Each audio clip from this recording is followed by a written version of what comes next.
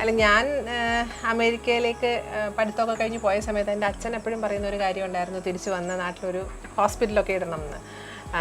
കുറച്ചൊക്കെ അങ്ങ് ആയിക്കഴിഞ്ഞപ്പം നാടിന് വേണ്ടിയിട്ട് എന്തെങ്കിലുമൊക്കെ ചെയ്യണം, പക്ഷേ ഒരു ഹോസ്പിറ്റൽ നടത്താനൊന്നും ഉള്ള ഒരു ഗട്ട്സ് ഉണ്ടായിരുന്നില്ല സത്യം പറഞ്ഞാൽ എനിക്ക്.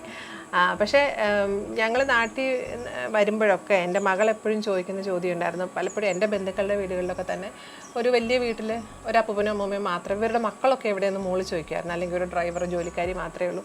അപ്പം ഞാൻ മനസ്സിലാക്കിയ ഒരു കാര്യം എന്ന് വെച്ചാൽ ഒരു 25 years ago ഈ മക്കളൊക്കെ പുറത്തോട്ട് പോകാൻ തുടങ്ങിയപ്പം വീടുകളൊക്കെ വലുതായി, പക്ഷേ അതിൽ ആൾക്കാർ കുറഞ്ഞില്ല. എല്ലായിടത്തും മക്കൾ പുറത്തായി, വലിയ വീടായി, ഒരു പ്രായമുള്ള അച്ഛനും അമ്മയും മാത്രം ഒരു ഡ്രൈവറോ ജോലിക്കാരി. അപ്പം അവരുടെ ഒരു ഡിഫിക്കൽറ്റി നമ്മൾ കാണുന്നുണ്ടായിരുന്നു.